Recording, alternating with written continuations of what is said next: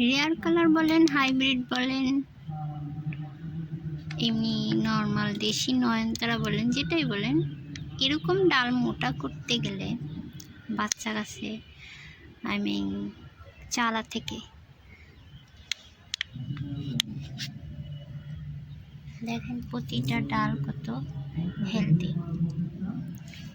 এর জন্য আপনাকে পর্যাপ্ত রোদ লাগবে 100%। আর হচ্ছে কিছু টিপস আজ সেটাই আপনাদেরকে জানাবো। এই ধরনের হেলদি চারা করতে গেলে অবশ্যই আপনাকে কিছু টিপস ফলো করতে হবে।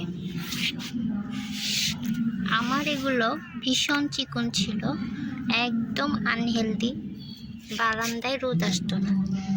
আমি ছাদে দিয়েছি, পর্যাপ্ত রোদ পাচ্ছে। কিন্তু আপনাদেরকে আগের ভিডিওতে দেখিয়েছিলাম গোবর, কলার খোসা, চাপাতি,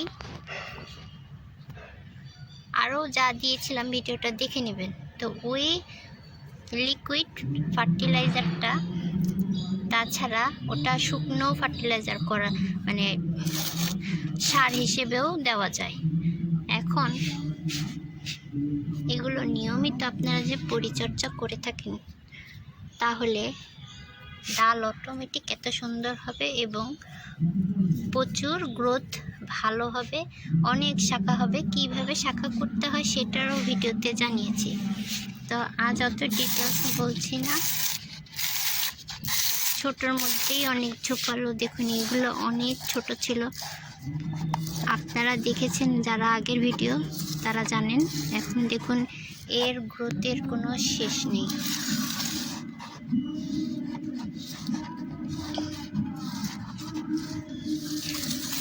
তো শুধু নয়নতারা না, বাগান বিলাস যে কোনো চারাতেই আমি যা করে থাকি সেটাই বলছি।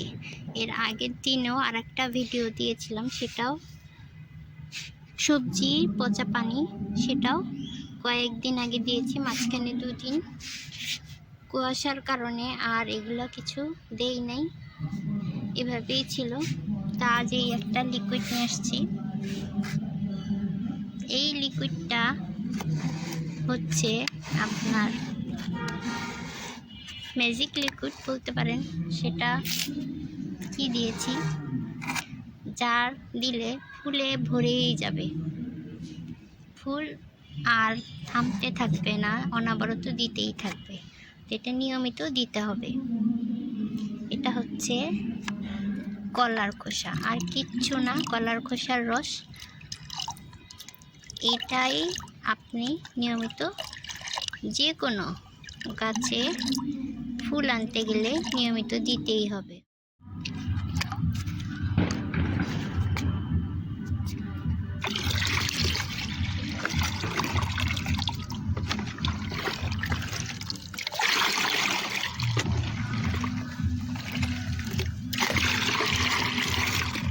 খুব ভালো করে মিক্স করে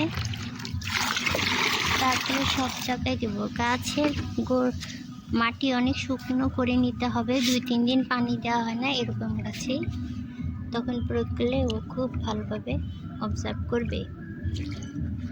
এগুলো কিছুটা বুদ্ধি রেখে কাজ করলে অটোমেটিক আপনার গাছ অনেক হেলদি, অনেক সুন্দর হবে।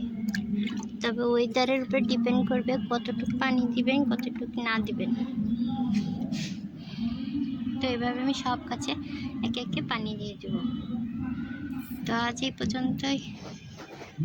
আল্লাহ হাফেজ।